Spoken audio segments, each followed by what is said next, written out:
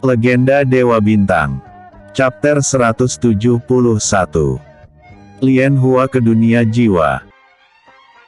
Setelah selesai makan dan beristirahat sebentar untuk memulihkan diri, Xiao Lang kemudian membawa Lian Hua berjalan-jalan di kediaman klan Xiao. Lah juga memperkenalkan Lian Hua kepada seluruh anggota klan guna untuk menghindari kecurigaan. Ketika mereka sedang melewati tempat pelatihan klan, Lian Hua tiba-tiba menghentikan langkahnya. Ia menatap dengan kagum ke arah para murid klan yang sedang berlatih di tempat pelatihan. Xiao Lang hanya tersenyum kecil melihat kekaguman muridnya tersebut. Lah tentu mengetahui bagaimana perasaan muridnya itu saat ini, sebab dulu dia juga pernah merasakan hal yang sama. "Huaer, apa kau sudah tidak sabar lagi untuk berlatih?" tanya Xiao Lang. "Benar guru," jawab Lian Hua semangat. "Baiklah, kalau begitu kita akan mulai pelatihannya besok," ucap Xiao Lang. "Kenapa tidak sekarang saja guru?" tanya Lian Hua. "Karena sekarang kau harus beristirahat, dan jika berlatih sekarang maka itu sama saja dengan memaksakan tubuhmu untuk beraktivitas melebihi kemampuanmu sendiri. Itu juga akan berakibat buruk untuk kesehatanmu.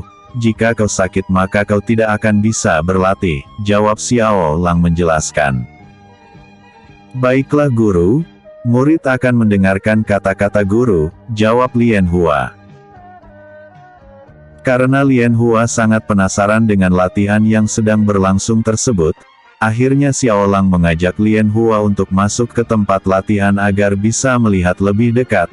Ketika Xiao Lang memasuki tempat latihan, seketika semuanya langsung berhenti dan memberikan hormat pada Xiao Lang.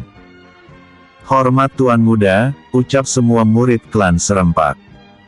"Lanjutkan latihan kalian," jawab Xiao Lang kemudian mengajak Lian Hua ke tempat duduk. Lian Hua nampak sangat fokus memperhatikan latihan yang sedang dilakukan oleh para murid klan. Dari tatapannya Xiao Lang bisa melihat dengan jelas bahwa muridnya tersebut sangatlah menyukai bela diri, bahkan sesekali menggerakkan tangannya pelan seperti sedang mencoba mempraktekkan apa yang ia lihat.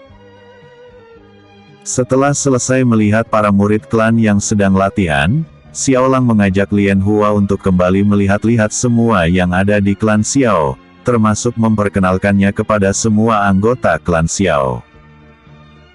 Malam harinya, Xiao Lang berencana ingin mengajak Lian Hua untuk masuk ke dunia jiwa, agar dia bisa melihat tempat ia nanti akan berlatih dan juga berkultivasi. "Huaer, mari ikut guru," ajak Xiao Lang. "Kemana guru?" tanya Lian Hua penasaran. "Nanti kau akan tahu sendiri," jawab Xiao Lang sambil membuka gerbang dimensi dunia jiwa. Lian Hua nampak sangat kagum ketika melihat pintu misterius yang tiba-tiba muncul di hadapannya. Bahkan ia sangat penasaran dan sudah tidak sabar ingin masuk ke dalam pintu tersebut. Namun sebelum itu Xiao Lang terlebih dahulu menjelaskan kepada Lian Hua bahwa pintu tersebut dinamakan sebagai gerbang dimensi yang menghubungkan satu tempat dengan tempat lain. "Wow, ini sungguh luar biasa," ujar Lian Hua ketikalah pertama kali sampai di dunia jiwa. Xiao Lang membuka gerbang dimensi tepat di halaman istana, jadi wajar jika Lian Hua akan sangat kagum, sebab itu adalah pengalaman pertamanya melihat istana yang begitu besar dan sangat megah. "Selamat datang di kerajaan guru," ucap Xiao Lang. "Jadi guru adalah seorang raja?" tanya Lian Hua.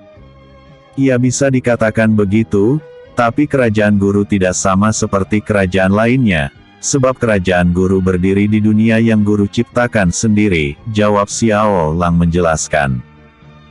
"Aku masih tidak mengerti, tapi yang aku pahami hanya satu hal," ucap Lian Hua. "Apa itu Huaer?" tanya Xiao Lang. "Guruku adalah orang yang sangat hebat," jawab Lian Hua sambil mengacungkan jempolnya pada Xiao Lang dan tersenyum lebar. Xiao Lang tertawa lantang melihat tingkah muridnya tersebut. Ia kemudian mengajak Lien Hua untuk masuk ke istana dan menunjukkan kamar yang akan gunakan nantinya. Lien Hua nampak sangat senang dan bahagia sebab kamarnya sekarang sangatlah besar dan mewah, sangat jauh berbeda jika dibandingkan dengan kamarnya dulu. Meskipun nampak sangat bahagia tapi Lien Hua tiba-tiba saja menjadi murung dan sedih. Ia kemudian mengatakan kepada Xiao Lang jika saja kedua orang tuanya masih hidup maka Lien Hua pasti akan mengajak mereka tinggal di istana tersebut. Xiao Lang kemudian mengusap rambut Lien Hua dan mengatakan kepadanya bahwa kedua orang tuanya pasti juga akan sangat bahagia melihat Lien Hua bahagia. Xiao Lang juga mengatakan bahwa kedua orang tuanya sekarang sudah berada di surga, yaitu tempat yang jauh lebih bagus daripada tempatnya sekarang. Setelah selesai melihat-lihat seluruh istana, Xiao Lang kemudian membawa Lien Hua untuk menemui ketiga bawahannya, yang sedang berada di bagian lain dunia jiwa. "Salam Tuan," sapa ketiganya ketika Xiao Lang menghampiri mereka bertiga. "Tuan, siapa anak ini?" tanya Dao Fang. "Dia adalah muridku, namanya Lien Hua," jawab Xiao Lang. "Hua mereka bertiga adalah teman guru, jadi kau nanti juga bisa belajar dengan mereka bertiga," kata Xiao Lang. Lien Hua memberi hormat kepada ketiga paman guru, ucap Lien Hua sambil memberikan hormat. "Hahaha, kau adalah anak yang baik, sopan dan juga beruntung karena telah menjadi murid Tuan. Namaku adalah Silong, dia adalah Xiao Guang dan dia adalah Dao Fang," ujar Silong. "Terima kasih paman guru," jawab Lien Hua. "Baiklah, Hua sekarang mari kita menemui ayah guru, dan nantinya kau juga bisa belajar banyak hal dengannya," kata Xiao Lang. Setelah itu Xiao Lang kembali terbang bersama Lien Hua menuju sisi lain dunia jiwa, yang menjadi tempat berlatihnya para pasukan bulan sabit. Setibanya di sana, Lien Hua kembali kagum dengan apa yang sedang lapandang saat ini. Meskipun aura di tempat itu sangat kuat sampai membuat tubuhnya gemetaran, tapi ia tetap tidak bisa untuk tidak kagum. "Langer, ada keperluan apa kau menemui ayah? Lalu siapa anak ini?" tanya Shen Liu yang tiba-tiba muncul di hadapan mereka berdua. "Ayah, dia adalah muridku, namanya Lien Hua dan Hua dia adalah ayah guru. Kau boleh memanggilnya kakek guru," kata Xiao Lang memperkenalkan mereka berdua. "Hormat pada kakek guru," kata Lien Hua sambil berlutut dan bersujud 3 kali di hadapan Shen Liu. "Kakek guru menerima hormatmu, nak jika gurumu tidak ada waktu untuk mengajarimu, maka datanglah kepada kakek guru," ucap Shen Liu. "Baik kakek guru," jawab Lien Hua. "Hua kau lihat pria yang di sana itu, dia juga adalah ayah guru," ujar Xiao Lang sambil menunjuk ke arah Xiao Erlong yang sedang berkultivasi. Lien Hua nampak bingung dengan perkataan gurunya, sebab ia merasa bagaimana mungkin seorang anak mempunyai 2 orang ayah. Akan tetapi Xiao Lang kemudian menjelaskan kepada Lien Hua, bahwa yang sedang berkultivasi itu adalah ayah angkatnya. Chapter 172. Menempa tubuh Lien Hua. Keesokan harinya, Xiao Lang yang baru saja selesai mandi dan berganti pakaian langsung menuju kamar Lien Hua untuk membangunkannya. Akan tetapi ketika sampai di kamarnya, ternyata Lien Hua sudah bangun dan juga telah bersiap-siap untuk memulai latihan. "Guru, aku sudah siap," ujar Lien Hua. "Hahaha, kau sangat bersemangat ya, tapi sebelum latihan sebaiknya kita makan lebih dulu," jawab Xiao Lang. Mereka berdua kemudian langsung menuju ke ruang makan, yang ternyata di sana telah ada Xiao Guang, Silong dan Dao Fang yang terlihat sedang menunggu kedatangan Xiao Lang. "Salam ketiga paman guru," sapa Lien Hua. Wah, kau sangat bersemangat ya Hua ujar Dao Fang. "Tentu saja paman, karena hari ini aku akan memulai latihan," jawab Lien Hua. "Itu bagus Hua Tapi sekarang sebaiknya kita makan agar kau punya tenaga yang kuat, ucap Xiao Guang. Setelah selesai makan, mereka kemudian langsung menuju ke tempat latihan yang berada di belakang istana. Xiao Guang dan yang lain juga ikut ke sana, sebab mereka juga ingin membantu Lian Hua dalam latihannya nanti. Guru, mari kita mulai sekarang, aku sudah tidak sabar, ujar Lian Hua. Hahaha, baiklah, kalau begitu kita akan segera mulai, jawab Xiao Lang. Xiao Lang kemudian menciptakan sebuah mantra formasi berbentuk sebuah bola kristal. Setelah itu Xiao Lang meminta Lian Hua untuk masuk ke dalam bola kristal tersebut. Dengan sangat bersemangat Lian Hua langsung masuk ke dalamnya tanpa bertanya bola apa yang telah gurunya ciptakan.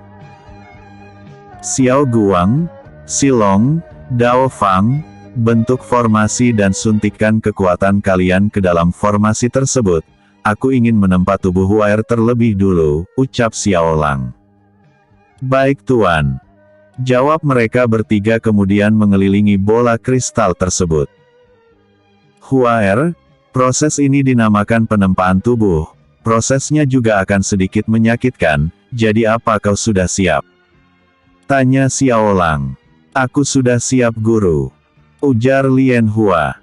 Baiklah, mari kita mulai, kata Xiao Lang.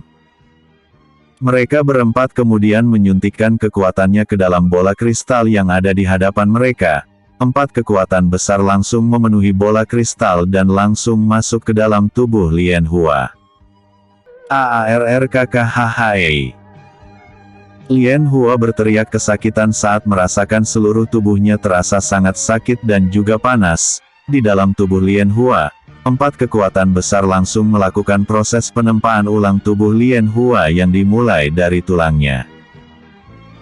Suara retakan tulang bisa didengar dengan jelas dari luar bola kristal bersamaan dengan teriakan kesakitan Lian Hua yang semakin keras dan menyat hati. Huaer, bertahanlah. Ingat kau sangat ingin menjadi seorang kultivator, ujar Xiao Lang memberikan semangat pada muridnya. Proses pembentukan ulang tulang Lian Hua berlangsung selama hampir 2 jam, dan selama itu pula jeritan kesakitan terus terdengar dari bola kristal. Akan tetapi proses menyakitkan tersebut membuahkan hasil yang sangat bagus. Tulang Lian Hua yang semula hanya tulang biasa kini telah berubah menjadi tulang naga. Lanjutkan ke tahap kedua, kata Xiao Lang. Baik Tuan, ujar ketiga bawahannya. Mereka berempat menyuntikkan energinya lagi ke dalam bola kristal. Tahap berikutnya adalah membuka semua titik meridian yang ada di dalam tubuh Lian Hua. Meskipun proses yang kedua tidak terlalu menyakitkan namun memiliki resiko yang cukup tinggi. Jika saja terdapat kesalahan pada tahapan kedua ini maka resikonya adalah Lian Hua benar-benar tidak akan bisa menjadi seorang kultivator untuk selamanya. Proses kedua ini juga membutuhkan waktu yang lebih lama dari sebelumnya, karena memang mereka harus membuka satu persatu titik meridian yang ada di tubuh Lian Hua. Setelah beberapa jam kembali berlalu, proses tahapan kedua akhirnya telah selesai dilaksanakan dan titik meridian Lian Hua juga telah terbuka semuanya, dan hanya tinggal menunggu proses terakhir sebelum Lian Hua benar-benar bisa menjadi seorang kultivator. Di dalam bola kristal, Lian Hua nampak sangat kelelahan setelah melalui proses yang menyakitkan tersebut. Meskipun demikian, Lian Hua masih belum ingin menyerah dan tumbang begitu saja, sebab ia mengerti bahwa kesempatan seperti ini mungkin hanya akan ada sekali dan jika dia gagal maka semua harapannya akan hilang begitu saja. Saatnya proses terakhir, ucap Xiao Lang. Ketiga bawahannya menganggukkan kepalanya serempak, lalu mereka berempat kembali menyuntikkan energi yang jauh lebih besar dari sebelumnya ke dalam bola kristal yang ada di hadapan mereka. Baru saja Lian Hua bisa bernafas dengan lega dan berpikir bahwa semuanya telah selesai. 4 energi yang jauh lebih kuat dari sebelumnya tiba-tiba kembali masuk ke dalam tubuhnya dan seakan-akan membakar seluruh tubuhnya. Proses yang ketiga ini adalah proses yang terakhir dari penempaan tubuh, yaitu memperkuat semua anggota tubuh Lien Hua serta memperkuat jiwanya. Proses penempaan tubuh tahap ketiga atau tahap terakhir ini adalah proses yang berkali-kali lipat lebih menyakitkan dari sebelumnya, di mana tubuh Lien Hua dibakar dan ditempa ulang oleh api naga Azure, jiwanya diperkuat oleh kekuatan bintang dan darahnya bercampur dengan racun yang sangat mematikan. Meskipun bercampur dengan racun yang sangat mematikan milik Dao Fang, namun racun tersebut tidak akan menyakiti Lien Hua sama sekali, melainkan racun tersebut akan membuat kekebalan tubuh Lien Hua terhadap racun menjadi semakin meningkat. Selain itu, Xiao Lang juga menyuntikkan kurang dari 1% energi dari kekuatan semesta ke dalam tubuh Lien Hua. Meskipun kurang dari 1%, namun energi tersebut akan mampu membuat Lien Hua langsung bisa menerobos beberapa tahapan dalam kultivasi. Hua, biarkan kekuatan tersebut menyatu dengan tubuhmu, ujar Xiao Lang. Lien Hua yang sedang menahan rasa sakit di tubuhnya kemudian mencoba untuk tenang dan tidak berteriak. Setelah itu ia mencoba untuk merasakan keberadaan energi yang ada di dalam dirinya tersebut. Meskipun merasakan sakit yang luar biasa, akan tetapi Lien Hua tetap bisa merasakan bahwa di dalam tubuhnya seperti ada sesuatu yang sedang mengalir ke seluruh tubuhnya seperti aliran darah. Itu adalah energi dari kekuatan semesta yang mulai menyatu dengan tubuh Lien Hua. Walaupun Xiao Lang menyuntikkan kekuatan semesta kepada tubuh Lien Hua, akan tetapi dengan segera energi dari kekuatan semesta akan langsung berubah menjadi energi Qi biasa. Alasannya adalah karena kekuatan semesta merupakan kekuatan yang absolute dan hanya bisa digunakan oleh orang yang memiliki hak atas kekuatan tersebut. Sehingga, meskipun Xiao Lang memberikan energi dari kekuatan semesta pada orang lain, orang yang berikan kekuatan tersebut tidak akan pernah bisa menggunakan kekuatan semesta meskipun hanya sedikit. Akhirnya berakhir juga, sekarang kita tinggal menunggu apakah usaha kita benar-benar membuahkan hasil yang baik, ucap Xiao Lang. Chapter 173. Melatih murid. Setelah semua proses penempaan tubuh selesai dilakukan, Xiao Lang membiarkan Lien Hua untuk beristirahat dan mengisi tenaganya terlebih dahulu. Setelah itu nanti barulah dia akan mengajarkan Lien Hua tentang berkultivasi dan yang lainnya. Tuan, kenapa Anda memilih anak itu sebagai murid? Tanya Slow Guang. Entahlah Xiao Guang, aku hanya merasa tertarik dengan Hua, makanya aku menjadikannya sebagai murid, jawab Xiao Lang. Jadi Master sudah mulai tertarik dengan anak-anak ya? Atau jangan-jangan ini pertanda bahwa Master ingin segera punya anak? Tanya Dao Fang sambil tersenyum aneh. Hahaha, kau ini ada-ada saja, jawab Xiao Lang. Guru, aku sudah selesai makan dan istirahat. Sekarang mari kita berlatih, ujar Lien Hua sambil berlari menghampiri mereka berempat. Xiao Lang hanya bisa tersenyum lembut sambil menggelengkan kepalanya. Ia merasa sangat kagum dengan semangat yang dimiliki oleh muridnya itu. Meskipun baru saja melewati proses penempaan tubuh yang menyakitkan, tapi semangatnya sama sekali tidak menurun sedikitpun. Karena melihat Lien Hua yang sudah tidak sabar, Xiao Lang akhirnya mengajarkan kepada Lien Hua bagaimana cara berkultivasi. Hua, sekarang duduklah dan tenangkan hati serta pikiranmu, setelah itu cobalah untuk merasakan keberadaan energi alam yang ada di sekitarmu, ucap Xiao Lang. Baik guru, jawab Lien Hua kemudian duduk dan langsung memejamkan matanya. Karena baru pertama kali melakukan hal tersebut, Lien Hua nampak sangat kesulitan dalam merasakan keberadaan energi alam. Bahkan setelah 2 jam berlalu ia masih belum bisa merasakan keberadaan energi alam di sekitarnya. Akan tetapi Lien Hua masih belum mau berhenti. Walaupun kakinya mulai terasa kram tapi dia tetap memaksakan dirinya dan mencoba untuk lebih menenangkan hatinya lagi. Akhirnya setelah 1 jam lebih berlalu, Lian Hua berhasil merasakan energi alam yang ada di sekitarnya. Tubuhnya bisa merasakan seperti ada udara panas yang terus berhembus di sekitar tubuhnya. Udara panas tersebut bahkan seolah-olah membuat dirinya merasa sangat nyaman. Bagus, kau telah berhasil merasakan keberadaan energi alam. Sekarang cobalah untuk menyerap energi tersebut ke dalam tubuhmu, ucap Xiao Lang memberikan arahan. Caranya adalah, kau gunakan kekuatan yang sebelumnya kau rasakan di dalam tubuhmu, dan cobalah untuk menggerakkan kekuatan tersebut agar bisa menarik energi alam untuk masuk ke dalam tubuhmu, lanjutnya. Lian Hua kemudian melakukan semua arahan yang diberikan oleh Xiao Lang, kemudian mencoba menggerakkan energi yang ada di dalam tubuhnya untuk menarik energi alam yang rasakan di sekitarnya. Meskipun telah mengetahui caranya, akan tetapi untuk menggerakkan energi yang ada di dalam tubuhnya bukanlah suatu hal yang mudah.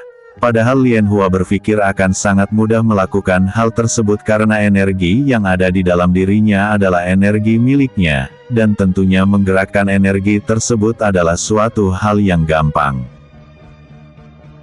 Akan tetapi setelah begitu lama mencoba menggerakkan energi yang ada di dalam tubuhnya, Lian Hua masih belum berhasil juga melakukan hal tersebut. Meskipun begitu, bukan Lian Hua namanya jika dia ingin sudah putus asa dan menyerah begitu saja. Huaer, lakukan secara perlahan-lahan dan jangan memaksakan dirimu, ucap Xiao Lang. Waktu terus berlanjut hingga tak terasa matahari di dunia jiwa sudah hampir tenggelam, akan tetapi Lian Hua masih tetap setia dan belum beranjak sedikitpun dari tempat duduknya. Begitu juga dengan Xiao Lang dan ketiga bawahannya yang senantiasa mengawasi Lian Hua berkultivasi. Jika konsentrasi Lian Hua mulai goyah, maka Xiao Lang dan yang lainnya dengan segera memperingati Lian Hua. Tidak hanya itu saja, bahkan Xiao Guang juga membantu mengumpulkan energi alam lalu mengirimkannya kepada Lian Hua. Memang melakukan kultivasi untuk pertama kali sangatlah sulit, terlebih lagi bagi Lian Hua yang hanya seorang anak biasa dan tidak memiliki latar belakang dalam dunia kultivasi. Akan tetapi semangat yang ia miliki untuk menjadi seorang kultivator sudah cukup membuat Xiao Lang yakin bahwa suatu saat nanti muridnya itu akan menjadi kultivator yang hebat. Beberapa jam kembali berlalu dengan begitu cepat. Siang sudah digantikan oleh gelapnya malam yang sudah semakin larut, akan tetapi Lian Hua masih belum menunjukkan keberhasilannya dalam menyerap energi alam. Kenapa prosesnya sangat lama, padahal aku sudah memberikan sedikit energi kekuatan semesta pada tubuhnya, ucap Xiao Lang bingung. Sabarlah Tuan, kekuatan semesta bukankah kekuatan biasa yang mudah untuk dikendalikan? Bahkan Tuan sendiri yang merupakan pemilik dari kekuatan absolute tersebut memerlukan waktu yang cukup lama untuk mengendalikannya, jawab Xiao Guang. Ya kau benar, hanya saja aku takut akan mengecewakan Huaer, padahal dia sangat ingin menjadi seorang kultivator, ujar Xiao Lang. Saat mereka sedang berbincang-bincang, kepadatan energi di tempat tersebut tiba-tiba meningkat dan berpusat di sekitaran tubuh Lian Hua. Xiao Lang dan yang lainnya yang menyadari hal tersebut merasa sangat senang, sebab usaha murid kecil mereka telah membuahkan hasil. Bagus, Huaer telah berhasil, mari kita bantu dia, ujar Xiao Lang dengan semangat. Mereka berempat kemudian duduk mengelilingi Lian Hua. Lalu keempatnya membuat segel tangan yang cukup rumit dan setelah itu di tanah tempat mereka duduk tiba-tiba muncul lingkaran sihir yang memiliki energi yang sangat kuat. Lingkaran sihir tersebut membentuk seperti sebuah altar dengan 4 pilar cahaya yang menjulang tinggi ke langit. Keempat pilar cahaya tersebut adalah bentuk yang tercipta dari aura Xiao Lang dan juga ketiga bawahannya. Energi alam yang ada di sekitar tempat tersebut benar-benar menjadi semakin besar, dan secara perlahan-lahan energi alam tersebut masuk ke dalam tubuh Lian Hua yang berada di tengah-tengah altar. Boom! Boom! Beberapa saat kemudian ledakan teredam terdengar dari tubuh Lian Hua sebanyak 7 kali. Bersamaan dengan ledakan teredam tersebut dari tubuh Lian Hua yang sedang berkultivasi terpancar aura seorang kultivator tahap basic energi tingkat 7. Hahaha, bagus Huaer, teruslah berkultivasi, guru dan yang lainnya akan membantumu, ujar Xiao Lang tertawa lantang.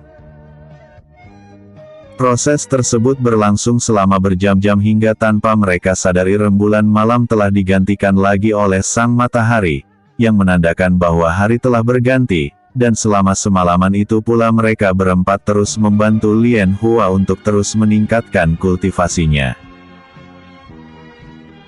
Karena sudah sangat kelelahan dan mengantuk, Lian Hua akhirnya meminta izin kepada Xiao Lang agar menghentikan latihannya sebentar. Xiao Lang dan yang lainnya tertawa lantang mendengar permintaan Lian Hua. Sebenarnya mereka terlalu bersemangat karena muridnya telah berhasil menjadi seorang kultivator, bahkan mereka sampai melupakan bahwa murid mereka masihlah seorang anak kecil berusia 7 tahun. Huaer, untuk hari ini kita tidak akan berlatih dan kau boleh beristirahat sepuasnya, ucap Xiao Lang. Terima kasih guru, jawab Lian Hua. Chapter 174. Pergerakan para penguasa. Di tempat yang sangat jauh dari benua bintang bagian timur, Sendian dan 5 makhluk agung yang disebut sebagai 5 penguasa alam sedang membicarakan sesuatu mengenai cara untuk mengalahkan calon penguasa semesta. 5 penguasa alam tersebut adalah penguasa kehidupan, penguasa kematian, penguasa neraka, penguasa surga dan penguasa roh. Kelimanya adalah penguasa agung yang memiliki kekuatan yang sangat kuat, bahkan melebihi seorang immortal god tahap puncak. Para penguasa, sebaiknya langkah apa yang akan kita ambil untuk mengalahkan penguasa muda tersebut? Tanya Sendian. Untuk saat ini, aku rasa kita harus mulai melakukan penyelidikan, sebab aku sudah mulai bisa merasakan bahwa kekuatan semesta sudah semakin kuat, ucap penguasa kehidupan. Bagaimana jika kita langsung serang saja dia? Karena jika kita menyerangnya ketika dia sudah lebih kuat, maka kita bukanlah apa-apa lagi baginya, ujar penguasa neraka. Aku setuju mengenai hal itu, akan tetapi kita harus memiliki strategi yang bagus lebih dulu. Jika kita langsung menyerang tanpa memperhitungkan segalanya, bisa saja kita akan kalah melawannya, ucap penguasa roh. Aku rasa itu tidak dibutuhkan, sebab yang akan kita hadapi cuma 1 orang, kata penguasa kematian. Itu benar, tapi kita juga harus ingat ke-5 orang yang ada di sisinya, terlebih lagi Shen Liu, ujar penguasa surga. Para penguasa sekalian memang benar. Aku juga setuju dengan ide tersebut. Masalah ke-5 bawahannya itu, aku rasa mereka bukanlah apa-apa dan yang terkuat di antara mereka hanyalah Shen Liu seorang, kata Sendian. Setelah pembicaraan yang cukup lama tersebut, mereka akhirnya setuju untuk langsung menghabisi Xiao Lang dan yang lainnya, sebab jika mereka membiarkannya lebih lama lagi maka kekuasaan mereka semua akan benar-benar berakhir. Mereka berenam kemudian langsung meninggalkan tempat tersebut untuk langsung menuju ke dunia manusia. Sementara itu di dunia jiwa, Shen Liu yang sedang mengawasi pelatihan para pasukan bulan sabit tiba-tiba merasakan ada sesuatu yang sangat besar akan segera terjadi. Shen Liu kemudian meninggalkan tempat tersebut untuk mencari Xiao Lang. Xiao Lang yang sedang berbincang-bincang dengan Xiao Guang dan kedua bawahan lainnya tiba-tiba kaget dengan kedatangan Shen Liu. Pasalnya wajah Shen Liu sangat jelas menunjukkan bahwa dia dalam keadaan sangat khawatir. Ayah, ada apa? Tanya Xiao Lang. Langer, persiapkan dirimu, pertempuran besar akan segera terjadi, kata Shen Liu. Apa? Pertempuran apa itu ayah? Tanya Xiao Lang penasaran. Ayah tidak punya waktu untuk menjelaskan, sekarang kita harus mengungsikan semua orang yang ada di kota berlian, lalu orang-orang klan Xiao akan ayah bawa ke istana ayah, dan orang-orang di dunia jiwa juga sebaiknya kita pindahkan ke sana, jawab Shen Liu tegas. Ayah, memindahkan orang-orang klan Xiao memang mungkin, tapi memindahkan orang-orang yang ada di dunia jiwa, apa itu bisa dilakukan? Tanya Xiao Lang. Nak, apa kau lupa kekuatan ayah? Bagiku memindahkan orang bukanlah hal yang sulit, aku bahkan bisa memindahkan sebuah kerajaan jika aku mau, jawab Xiao Lang. Baiklah, Dao Fang, peringatkan Raja Lin Duan untuk mengungsikan para warga kota, Silong bantu ayah membawa orang-orang klan Xiao, dan Xiao Guang kita harus menciptakan formasi pelindung untuk melindungi kota berlian, kata Xiao Lang tegas. Baik Tuan, jawab mereka serempak. Xiao Lang kemudian membuka gerbang dimensi keluar dunia jiwa, setelah gerbang dimensi itu muncul Dao Fang dan Silong langsung bergegas keluar dari gerbang tersebut. Setelah itu Shen Liu membuat segel tangan yang cukup rumit. Beberapa saat kemudian di langit dunia jiwa tiba-tiba muncul sebuah lubang hitam yang sangat besar, bahkan besarnya melebihi daratan dunia jiwa itu sendiri. Daratan dunia jiwa tiba-tiba bergetar hebat ketika lubang hitam tersebut turun ke bawah dan seolah-olah ingin menelan dunia jiwa. Xiao Lang menatap takjub dengan apa yang ia lihat saat ini. Selama hidupnya baru kali inilah melihat sebuah teknik yang mampu menciptakan lubang hitam seperti itu. Langer, sekarang mari kita langsung keluar dari dunia jiwa, mereka yang ada di sini akan langsung dibawa ke dunia hampa ciptaan ayah, ajak Shen Liu. Baik ayah, jawab Xiao Lang. Mereka bertiga kemudian langsung berjalan memasuki gerbang dimensi yang tadi telah dibuka oleh Xiao Lang. Beberapa saat setelah mereka pergi, dunia jiwa benar-benar telah tertelan oleh lubang hitam tersebut. Bersamaan dengan itu, semua orang yang ada di dunia jiwa langsung menghilang. Sekarang dunia jiwa benar-benar terlihat sangat kosong, meskipun ada sebuah kerajaan di sana. Namun tidak ada satupun nampak kehidupan manusia lagi di dalam dunia jiwa, sebab mereka semua telah dikirim ke dunia hampa yang merupakan sebuah dunia kecil yang diciptakan oleh Shen Liu. Di luar dunia jiwa, Dao Fang yang mendapatkan tugas untuk memberitahukan hal genting itu kepada Raja Lin Duan langsung bergegas meninggalkan klan Xiao setelah ia keluar dari dunia jiwa. Kedatangan Lin Duan ke istana kekaisaran disambut dengan ramah oleh Lin Duan serta semua petinggi istana. Meskipun awalnya mereka mencurigai Dao Fang namun setelah ia mengatakan bahwa dia adalah utusan Xiao Lang, perlakuan mereka semua langsung berubah dalam sekejap. Yang mulia, tujuanku ke sini hanya untuk memberitahukan satu hal pada Anda, segera mungkin ungsikan penduduk kota ke tempat yang aman. Sebab pertarungan besar akan segera terjadi, kata Dao Fang. Apa? Ujar semua orang kaget. Tuan, Allah yang kau katakan ini sungguhan? Tanya Lin Duan. Yang mulia Raja, tidak ada alasan bagiku untuk membohongimu, lagi pula, Anda sendiri mengetahui seperti apa tuanku itu, jawab Dao Fang. Terima kasih Tuan. Aku akan membicarakan hal ini lebih dulu dengan para petinggi istana, ucap Lin Duan. Baiklah, kalau begitu aku pergi, kata Dao Fang kemudian menghilang dari tempat tersebut.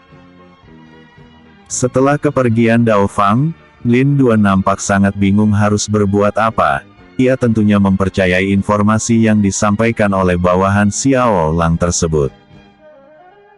Akan tetapi lain halnya dengan para petinggi istana, mereka justru nampak sangat meragukan informasi tersebut bahkan mereka merasa bahwa informasi yang disampaikan oleh bawahan Xiao Lang hanyalah untuk menakut-nakuti mereka saja. Yang mulia, jangan terlalu dipikirkan, kami yakin bahwa informasi ini palsu dan tujuannya hanya untuk menakut. Diam. Bentak Lin Duan memotong ucapan petinggi istana tersebut. Apa kalian tidak pernah belajar dari kejadian yang lalu? Apa kalian berpikir seorang kultivator hebat seperti Xiao Lang mau melakukan hal bodoh seperti ini? Tanya Lin Duan geram. Aku heran dengan pemikiran kalian semua, padahal kalian semua adalah orang-orang hebat yang aku percayai, akan tetapi kalian benar-benar telah mengecewakanku. Kata Lin Duan tegas. Chapter 175. Evakuasi darurat. Semua orang yang ada di dalam aula tersebut dibuat terdiam, mereka belum pernah melihat Raja Kota begitu marah, apalagi lah sampai memarahi para petinggi istana hanya karena sebuah informasi yang kebenarannya masih dipertanyakan. Lin Duan kemudian memberikan perintah untuk segera membawa rakyat kota berlian ke sebuah bukit yang ada di belakang kota, sebab di sana adalah tempat rahasia yang merupakan tempat persembunyian jika ada peperangan besar yang terjadi. Para jenderal dan semua pasukan istana dikerahkan untuk memberitahukan perintah Raja Kota, walaupun semua warga kota nampak bingung dengan perintah pengungsian tersebut, tapi mereka tetap mematuhinya, sebab mereka tidak ingin hal yang sama terulang lagi. Mereka semua tentunya masih mengingat kejamnya penyerangan yang dilakukan oleh para bandit sebelumnya, jadi meskipun tidak ingin meninggalkan rumah mereka tapi tetap saja keselamatan mereka sendiri adalah hal yang utama. Satu persatu warga kota mulai kembali ke rumahnya masing-masing untuk segera berkemas. Setelah itu mereka semua mulai berbondong-bondong meninggalkan kota melewati gerbang belakang untuk menuju ke bukit yang berada di belakang kota berlian. Sementara itu di langit kota berlian, Xiao Lang dan Xiao Guang mulai melakukan tugas mereka untuk menciptakan mantra formasi pelindung untuk melindungi kota berlian.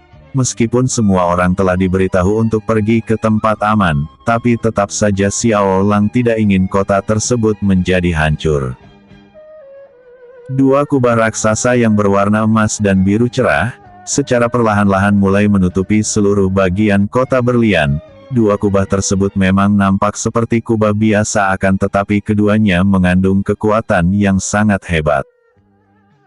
Setelah semua bagian kota berhasil ditutupi, kedua kubah tersebut kemudian menghilang dari pandangan sehingga kedua kubah tersebut tidak akan bisa dilihat oleh orang lain.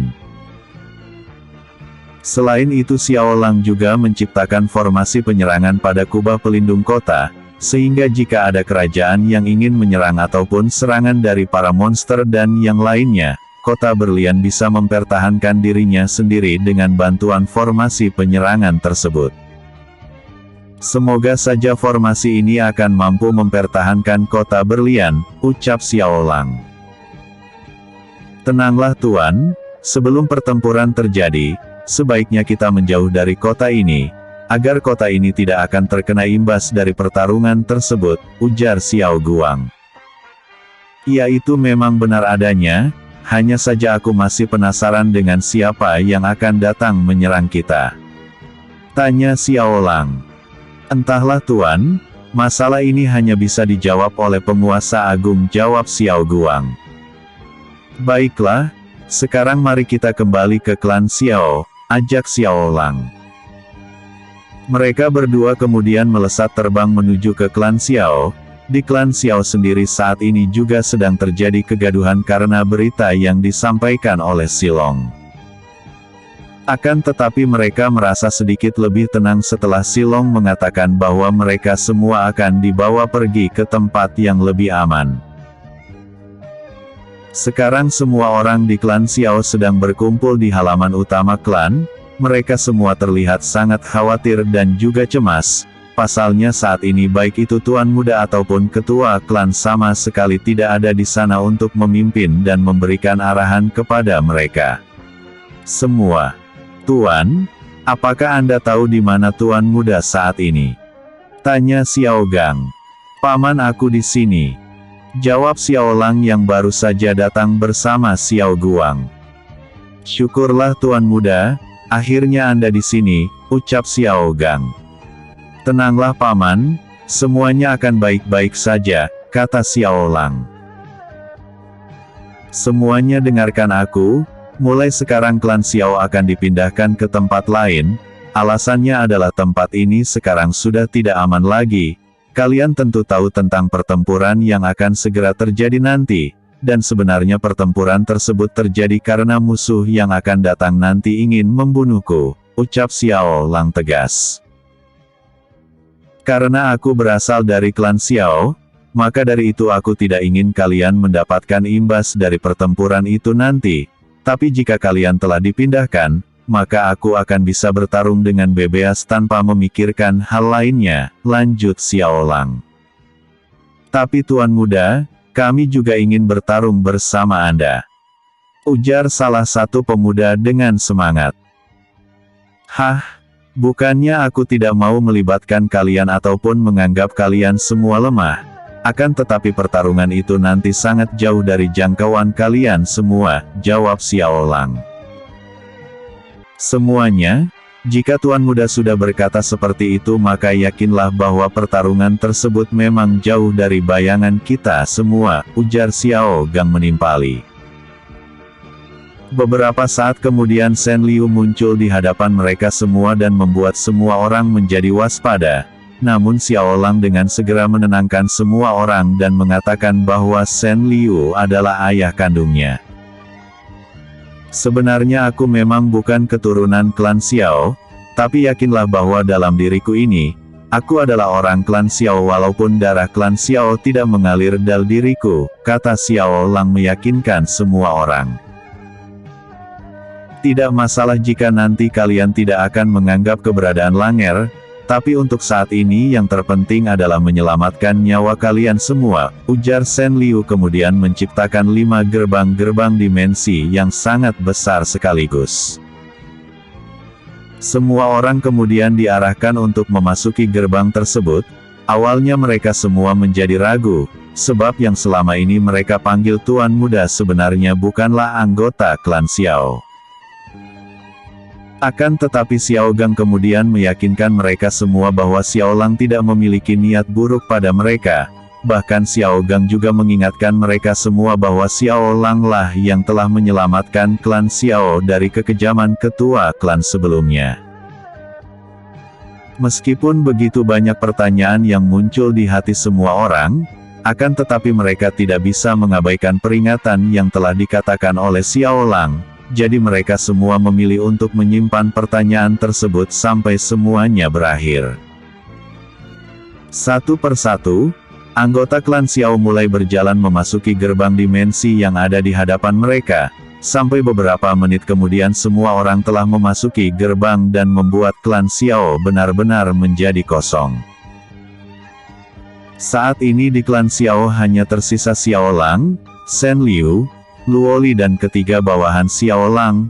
Mereka semua saling bertatapan dan kemudian menganggukkan kepalanya pelan. Setelah itu mereka semua melesat terbang meninggalkan klan Xiao dan kota berlian. Kakak, sebenarnya siapa yang akan kita hadapi kali ini? Tanya Luo Li. Entahlah Lier, tapi yang jelas mereka semua sangatlah kuat. Bahkan ayah nampak sangat khawatir dengan hal ini, jawab Xiao Lang. Bersiap-siaplah, mereka semua akan datang sebentar lagi, ujar Shen Liu. Beberapa saat kemudian, di atas langit tiba-tiba muncul sebuah retakan dimensi yang sangat besar. Aura yang sangat kuat terpancar keluar dari dalam retakan tersebut dan beberapa saat kemudian 6 cahaya melesat keluar dari retakan dimensi tersebut. Hahaha. Ternyata para semut ini sudah menunggu kita, ujar Shen Dian. Bersambung. Chapter 176. Penguasa Bintang dan 5 Bintang.